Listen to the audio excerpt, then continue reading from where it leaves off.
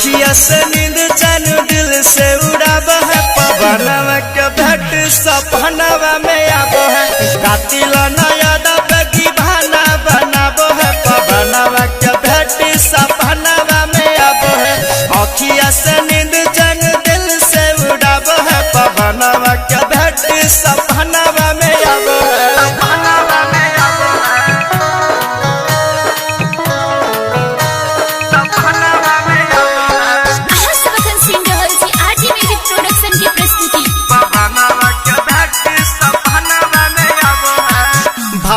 खाती है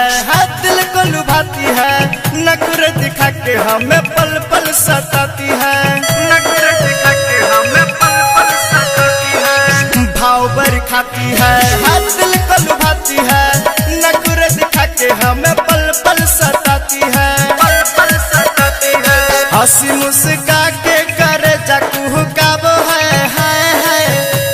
करे जाकू काबो है हंसी मुस्का के करे जाकू काबो है पवनवा के भेंट सपनवा में आबो है अखिया से नींद चैन दिल से उड़ाबो है पवनवा के भेंट सपनवा में आबो है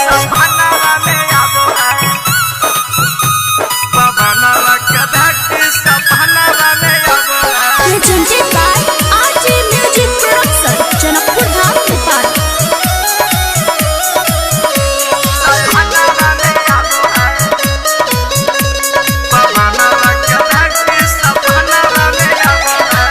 चलती है चाल जैसी चलती हिरनिया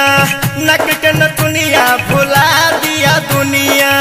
नक के नथुनिया भुला दिया दुनिया चलती है चाल जैसे चलती हिरनिया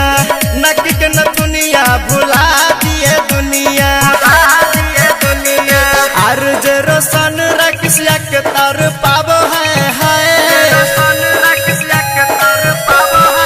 अर्ज रोशन मनुष्य के तर पाबो है पवनवा के भेंट सपनवा में आबो है अखिया से नींद चैन दिल से उड़ाबो है पवनवा के भेंट सपनवा में आबो है। Presented by RJ Music Production, Janakpur Dham Nepal. Mobile number 9812196781।